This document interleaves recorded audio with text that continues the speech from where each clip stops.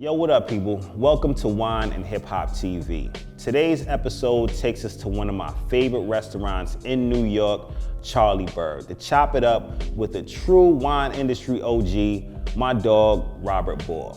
We talked about why 1994 is the illest vintage in hip hop, why cooler vintage wines have an edge, and how wine and hip hop connect overall. I ain't gonna hold you, man. This one gets deep, so pay attention to tap in.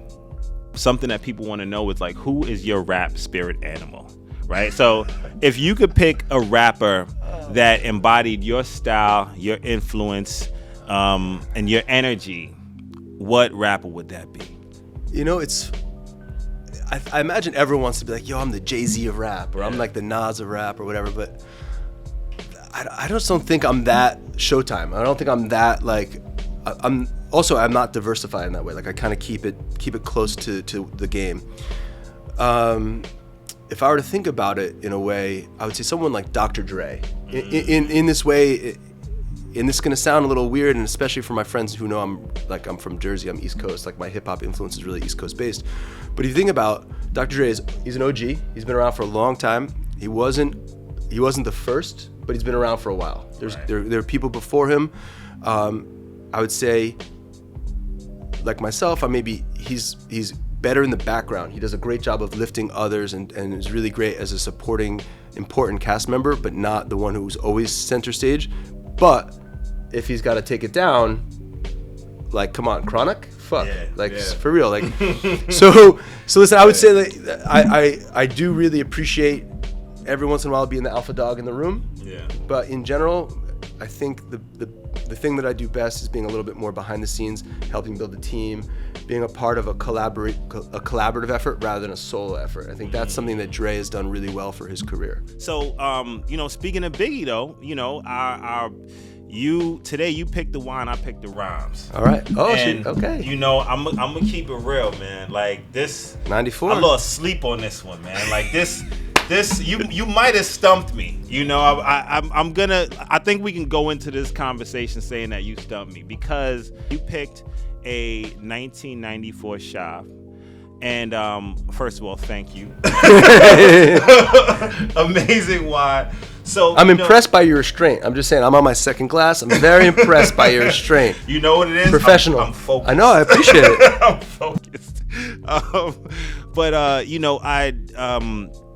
I'm thinking about 94, and I'm like, because that's such a dope year for hip hop. Like, that was how I went into it. I'm like, all right, this is Robert. He's a hip hop head. So, first thing is think about the guest. Who are you sitting with? All right, so I could go into deep cuts here. Let's pick something from 94. But then I started going through albums from 1994. And I was overwhelmed, man. It was staggering. It's an embarrassment of riches, is what it is. It's an embarrassment of riches. It's the only. So I want to go over a couple of these. Okay. And we got the Fugees, Blunting on Reality. The number of freshman albums in '94 is bananas. Insane. You got Gangstar dropped that year. Cool G Rap dropped that year. First album from the Roots that year. Outkast, Southern Players of Cadillac Music. Illmatic, of course. Mad Lion dropped that year. Remember that Shoot to Kill, that shit? That was 94. J. Rue the Damager. Like, there was just so much like cool big shit. But then you had the hitters. You had Illmatic. You had Ready to Die. Like, and I didn't even realize it until I was researching, but like Original Flavor that would drop that year. So with Jay, the first joint that Jay was ever on, that track on the Original Flavor crew, like with Jazzy, yeah, he was on that, and then yes, Craig Mack's album dropped that year. Like, it was. And so, like, when I kind of started going through this, it was a bit much. It was a lot to take in, man. And when going over it, I realized that 1994 is the year that I fell in love with hip hop. I'm telling you, this conversation really got me thinking. And as you can see, Robert knows his stuff. I think by 1994, coming off of the heels of another amazing year, 93, right, with Snoop, Wu-Tang, a bunch of great albums coming out in 93, at the end of 93, you had this 18-month period, which I really believe is some of the greatest albums of all time come out in this period of, you know, late '93 through '94. And so this is an argument. I got into an argument with a couple music producers and music executives and hip hop guys one time about this exact argument, the best era of hip hop. And of course, if you're a hip hop artist, the best era of hip hop is when you launch your shit.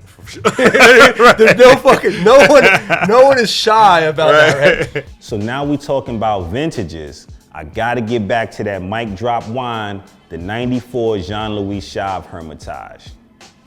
Why was the '94 Chave important to you?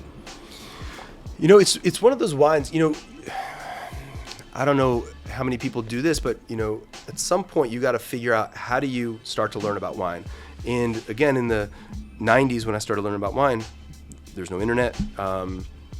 Even the wine books weren't that up to date. So you'd read the wine books, you'd read, you know, Parker's Wines of the Northern Rhone, and you'd read like Jonathan Living Learmouth, Wines of the Northern Rhone, blah, blah, blah. And like they would talk about 85, 88, 89, 91, 98, 99. You're like, what happened to all these other wines, right?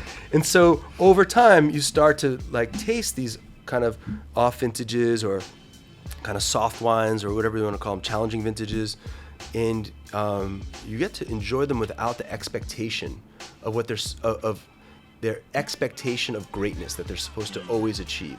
And so I like the idea of the underperformer. I like the idea that there is greatness in terroir, there's greatness in production. It's not that Jean-Louis and Gerard Chave forgot how to make wine because it was not a great vintage. You know, in fact, the greatest challenge for a grower is how do you handle adversity? How do you handle a challenge? It's like, it's you know, people show you who they are not when everything is sunny, right, but when it's rainy, right? Yeah. And so I think that's a good example of why looking for vintages where it's not heralded, it shows what the character of the grower is, what the character of the terroir is, what the character of the wine is, and also it's a cool vintage. And in general, I kind of like cool vintage Rhone wine. I like the snappiness of the wine, and it's a little lighter on its feet because of that. I think there's more acidity. The wine doesn't have quite as much like extract to it, and it's just prettier. Yeah. So I because I'm such a Burgundy drinker, a Barolo drinker, a Barbaresco drinker, you know, some kind of more aromatic Sangiovese. When I drink Syrah-based wines, I like the more aromatic side of Syrah rather than the density. So I lean more toward cooler vintage Syrah from the Northern Rhone than I do kind of the big powerful. Listen, don't get me wrong, I'll fuck up a 90 if you let me. but I'm just saying it also fits a little bit more of the kind of wines that I want to champion. You want to champion the underdog. You don't want to just be the cliche and like, let me show you the wine that everybody knows is great. Yeah, nah, this is dope. And this it's 94, which is really, I want to make the point about 94 being a great hip hop.